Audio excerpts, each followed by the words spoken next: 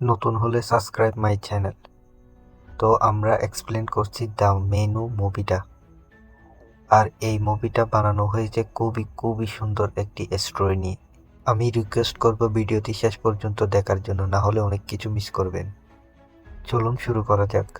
গল্পের শুরুতে আমরা দেখতে পারি টেলর নামের একজন ছেলেকে, যে কিনা তার গার্লফ্রেন্ড মোড়ের সাথে ডিনার ডেটে যাওয়ার জন্য প্ল্যানিং করতেছিল। তারা দুজন হেক্ট্রো নামে একটা রেস্টুরেন্টে যাওয়ার জন্য প্ল্যানিং করেছিল, যেটার মালিক ছিল শেফ জুলিয়ানস। যেহেতু রেস্টুরেন্টে ছিল একটা আয়ারল্যান্ডের মাঝখানে, আসলে সেখানে যেতে হলে তাদের একটা বোর্ডের দরকার। এই জন্য তারা বোর্ডের সাহায্যে তারা রেস্টুরেন্টে চলে আসে। এখানে আমরা দেখতে পারি তারা শুধু একা ছিল না, তাদের সাথে অনেক বড় বড় লোকেরাও ছিল। তবে যাই হোক, তারা রেস্টুরেন্টে গিয়ে যখন পৌঁছায়, তখন সেখানে একজন ওয়েটার এলিসা এসে তাদের সবাইকে ওয়েলকাম করে। এরপর তাদের সবাইকে পুরো রেস্টুরেন্ট ঘুরে দেখান। এখানে এলিসা তাদের সবাইকে বলে এখানে শেফরা অনেক ফ্রেন্ডলি, আর তারা সবাই একসাথে এখানে একটা ফ্যামিলির মতো বাস করে। সকাল 6টা থেকে রাত 10টা পর্যন্ত এখানে তারা সবাই খুবই মনোযোগ দিয়ে কাজ করে। সবাই সবার ভাই বোনের মতো একসাথে থাকে। তবে এরপর সমস্ত গেস্টরা রেস্টুরেন্টে চলে আসে, যে যার সিটে বসে পড়ে। তারা দেখতে পারে তাদের ঠিক সামনে কিচেন ছিল। সেখানে শেফরা খুবই মনোযোগ দিয়ে প্রত্যেকটা ডিনার রেডি করছিল। তারা বরাবর করে এটা ট্রাই করছিল যাতে প্রত্যেকটা ডিনার পুরোপুরিভাবে নিখুঁত হয়। তারপরে এলিসা তাদের সবাইকে বুঝিয়ে বলে যে আপনাদের সামনে খাবার রেডি করা হবে, আর আপনারা খুব মন দিয়ে খেতে পারবেন। তবে হ্যাঁ, একটা কথা মাথায় রাখবেন, এগুলোর কোনো পিকচার ক্লিক করা যাবে না, কারণ এই রেস্টুরেন্টে পিকচার ক্লিক করা একেবারে অ্যালাউ না। যখন তাদের মেন শেফ জুলিয়েন্স চলে আসে, তখন এলসা তাকে বলে যে টেলার একটা মেয়েকে নিয়ে এসেছে, যার নাম হচ্ছে কি মার্গুট। আসলে তার নাম তো এই লিস্টের মধ্যে ছিলই না। আর তখন এই ব্যাপারটা আমরা জানতে পারি যে আসলে টেইলার এই রেস্টুরেন্টে বুকিং দিয়েছিল আজ থেকে 1 বছর আগে। তখন তার গার্লফ্রেন্ড ছিল অন্য কেউ, এই জন্য সে মার্গুটের নাম এই লিস্টে দিতে পারেনি। এখন যেহেতু তার গার্লফ্রেন্ডের নাম মার্কুট, এই জন্য সে মার্কুটকে নিয়ে এসেছে, যার মানে লিস্ট অনুযায়ী মার্কুটের এখানে থাকার কোনো মানেই ছিল না। তবে এটা শোনার পর জুলিয়াস একটু বেশি রাগ তো করেই ফেলে। তবে তারপরও সে এই ব্যাপারটাকে ইগনোর করে সবাইকে খাবার পরিবেশন করার জন্য বলে। তারপরে ফাইনালি তাদের সামনে খাবারের প্রথম ডিশ এনে দেয়া হয়। এটা যখন তারা সবাই খাচ্ছিল, তখন টেইলার লুকিয়ে একটা ফটো ক্লিক করে ফেলে। যদিও সবাই খাবারের খুবই প্রশংসা করছিল, তবে মার্কুট কোনো কিছুই বলছিল না, কারণ তার কাছে খুব একটা ভালো লাগেনি। তারপরে তাদের সামনে যখন দ্বিতীয় ডিশ দেওয়া হয়, তখন আমরা দেখতে পারি মেইন শেফ নিজে তাদের সামনে এসে দ্বিতীয়বারের মতো তাদের সবাইকে ওয়েলকাম করে। তাদের সবাইকে বলে শুধুমাত্র খাবারটা খাওয়ার জন্য না, এটার টেস্টটাকে ফিল করার জন্য ট্রাই করবেন। আর খাবারটা নিখুঁতভাবে পরিবেশন করা হয়েছে, সেই ব্যাপারটাকে একটু ভালো করে লক্ষ্য করবেন, তাহলে খাবারের আসল মজাটা আপনারা বুঝতে পারবেন। আর এরপর আমরা দেখতে পারি খাবারের পিছনের গল্পটা, সেটা সে সবাইকে বলা শুরু করে। যদিও তার কথাবার্তা শোনার পরে মার্কুটের কিছুই মনে হয়নি, মানে সে কিছু ফিল করতে পারেনি। তবে টেইলর একেবারে কান্নাকাটি শুরু করে। আর এরপর টেইলর তাকে বলে যে এই জায়গা আমার খুব পছন্দ হয়েছে, এখানে আমি বারবার করে আসতে চাই। তবে তখন মার্কুট তাকে শুধরে দেয়, এই বলে যে হ্যাঁ, এত বেশি ভালোই না, তবে ঠিক আছে, আসা যায়। পরবর্তী ডিশের মধ্যে 5-6 ধরনের শুধুমাত্র সস দেওয়া হয়, কিন্তু তাদেরকে কোনো ব্রেড দেওয়া হয় না, কারণ রেস্টুরেন্টের মালিক এটাই বিশ্বাস করত ব্রেড শুধুমাত্র গরিবরাই খায়, বড় লোকদের দেওয়া একেবারেই ঠিক হবে না।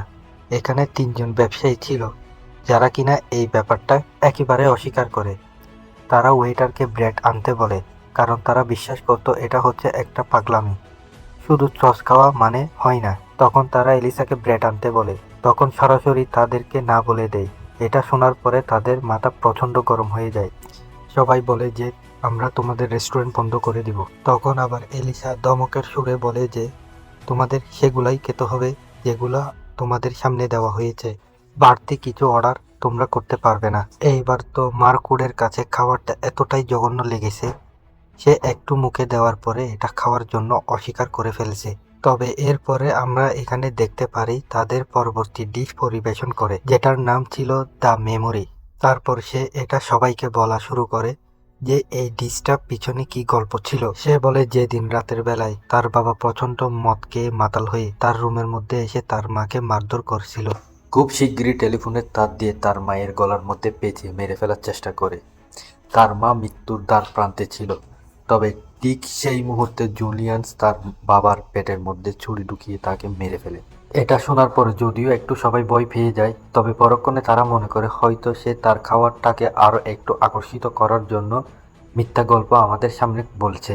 এই জন্য ব্যাপারটাকে তারা পুরোপুরিভাবে ইগনোর করে দেয়। এরপর আমরা দেখতে পারি পরের ডিশটি তাদের সামনে উপস্থাপন করা হয়, যেখানে রুটির মতো একটা কিছু দেওয়া হয়েছিল।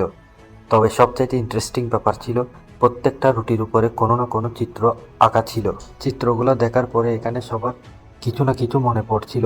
আমরা দেখতে পাচ্ছি যে মহিলা ফুড রিভিউ করতো, তার রুটির উপরে সেই সমস্ত রেস্টুরেন্টের ছবি ছিল, সে যে সমস্ত রেস্টুরেন্ট খাবার নিয়ে বাজে মন্তব্য করেছিল। আর তাছাড়া এখানে মুভির স্টার ছিল, যার রুটির উপরে তার সবচেয়ে জঘন্য মুভিটির পোস্টার ছিল। অন্যদিকে তিনজন বিজনেসম্যানের রুটিগুলোর মধ্যে ইল্লিগ্যাল বিজনেস ও ইল্লিগ্যাল ব্যাংক অ্যাকাউন্টের ডিটেলস ছিল। এগুলো দেখার পরে তারা প্রচণ্ড ভয় পেয়ে যায়। তারা দ্রুত এলিসাকে ডেকে এনে জিজ্ঞেস করে এই ব্যাংক অ্যাকাউন্টের তথ্য তারা কিভাবে পেয়েছে। আর তারা এলিসাকে রেস্টুরেন্ট বন্ধ করার হুমকি দেয়। তবে এলিসা তাদের সরাসরি বলে দেয় এগুলো সম্পর্কে আমি কিছুই বলতে পারবো না। আর এদিকে আমরা দেখতে পারি অ্যান নামের মহিলাটির রুটির মধ্যে রিচার্ড ও একটি ইয়াং মেয়ের ছবি ছিল। যখন অ্যান তার হাজব্যান্ড রিচার্ডকে জিজ্ঞেস করে এগুলি কি, তখন সে বলে যে এই মহিলাটিকে আমি চিনি না। তাহলে তারা এটা এখানে কিভাবে দিল? আর অন্যদিকে টেইলরের রুটির মধ্যে দেখতে পারে সে সবার থেকে লুকিয়ে খাবারের পিকচার তুলে। এটা দেখার পরে সে একটু বেশি ঘাবড়ে যায়। তার মনে হয় যে হয়তো বা শেফের কাছে গিয়ে তার ক্ষমা চাওয়া উচিত। তবে মাকুড়ো তাকে সরাসরি না বলে দেয়। সে বলে যে তুমি একটু বেশি চিন্তা করছো, চিন্তা করার একেবারেই দরকার নাই, হয়তো বা মজা করেছে। আর এটা বলে যখন সে বাইরে বেরিয়ে চলে আসে ওয়াশরুমের যাওয়ার জন্য, শেফ তাকে ফলো করতে করতে ওয়াশরুমে চলে আসে। এখানে সে মারকুটকে ধমকের সুরে জিজ্ঞেস করে কে তুমি। তখন মারকুট তাকে তার নাম বলে। তখন শেফরাও তাকে বেশি ধমক দিয়ে বলে তোমার আজকে এই রাতে এখানে আসাটা একদমই উচিত হয়নি, তোমার কপালে ভয়ঙ্কর কোনো বিপদ অপেক্ষা করছে।